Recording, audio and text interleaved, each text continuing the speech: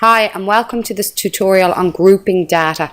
In our last tutorial we looked at outlining data, and that was very useful when you had formulas within your data sheet that kind of made the grouping and established the grouping for Excel.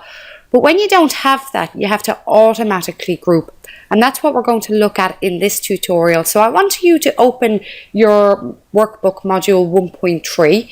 And what you will see is we've got number of sales, and we have the electronic software, appliance or accessories, and then we have the division and each person within that division. And we're going to group each division together. So we're first going to group the East division. So we're going to select row 5, 6 and 7. And then we're going to go to the data ribbon and we're going to go to group and we're going to select group. And what this has done now is this has actually grouped the East division for us, and we can open and close that using the little arrow over here. So we can do exactly the same for the North division. So if we group and we can ungroup the North division, and the same then we can do with the West division. We go to group, and we can see now all our items have been grouped together, and if we close these we have it by each division. It's also very easy to ungroup the data. So to ungroup the data, just select all the rows, go to your data ribbon, go to ungroup and select ungroup, and your data has been restored to how it was before you implemented the grouping. We're going to quickly move on to subtotals now, and this time I want you to open up your workbook module 1.4.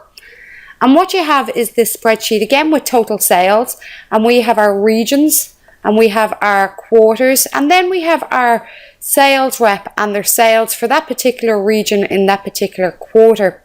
Now, Excel's feature for subtotaling is a very good feature for auto subtotaling this type of data, and you can only use it with data that has clearly defined row headers. So to do it, select your data, and on your data ribbon go to subtotal, and you get this new dialog box for subtotal, and it's asking you at each change in what do you want to subtotal. So we want a subtotal for each region, but we could change that and have it by each quarter. So let's keep it by each region for the moment. We also want to use the sum function, so we want to add them together, but we could also use the average function or the count function if we needed to. And then we want to make sure that we have added subtotals to all our sales reps as well. So Ashley, Ben, Judy and Jeff will all get subtotals, and we can select OK.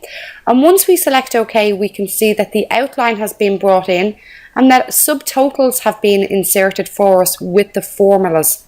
And we have a subtotal then for each rep, and we can use our keys up here to quickly summarize the data for us.